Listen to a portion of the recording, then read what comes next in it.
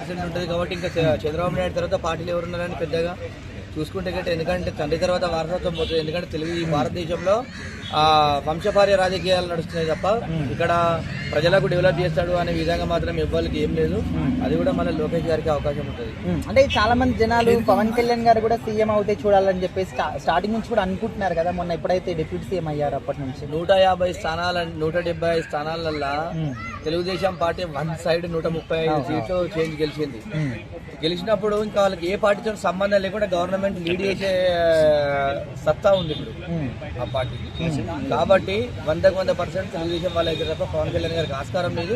ఒకవేళ గిట్ట పవన్ కళ్యాణ్ గారికి అయ్యే అవకాశం ఉంటే గిట్ట బీజేపీకి ఎక్కువ సీట్లు వచ్చి తెలుగుదేశం తక్కువ సీట్లు వచ్చి అప్పుడు ఉంటే గిట్ట నరేంద్ర మోడీ గారు సరే పవన్ కళ్యాణ్ గారి మీద ప్రేమతో అయితే గిట్ట చేసే వాళ్ళేమో కానీ తప్ప ఈ పార్టీలో మాత్రం తెలుగుదేశం పార్టీ అంటే చాలా ప్రభంజనం ఉన్నటువంటి పార్టీ.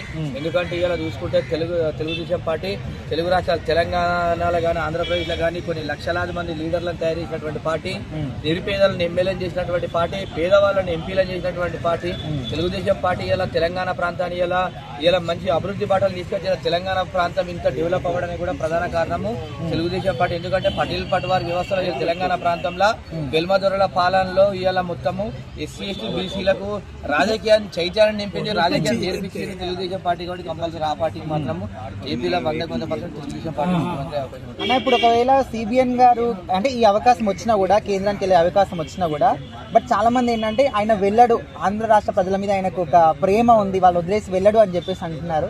సో అంత పెద్ద అవకాశం వస్తే వదులుకుంటారు అనుకోవచ్చా లేకపోతే ఏంటంటారు? ఒక్కటండి, ఏదైనా కూడా చంద్రబాబు నాయుడు గారు చేసేది ప్రజల మంచి కోసం, ప్రజల అభివృద్ధి కోసము, ఆంధ్రప్రదేశ్ రాష్ట్ర డెవలప్మెంట్ కోసము, రాజధాని నిర్మాణం కోసము ముందుకెళ్తే మంచిదే. ఎందుకంటే మనం ఒకటండి ఏ రాజకీయ నాయకుడు అని చేసేది కూడా ఏంటంటే ప్రజల మంచి కోసం, ప్రజల డెవలప్మెంట్ కోసమే మనం రాజకీయాలు చేస్తాం, ప్రజలను అభివృద్ధి పరచాలని. చంద్రబాబు నాయుడు గారు పోతే చాలా సంతోషం అండి. ఎందుకంటే మన తెలుగువాడు అంత స్థాయికి వెళ్తున్నట్టే చాలా మనం గొప్ప విషయంగా మనం భావించాల్సిన విషయం ఉంది. ఎందుకంటే ఒక్కటండి ఏపీ ప్రజలందరూ కూడా ఒకటి ఆలోచించాల్సిన విషయం ఉంది.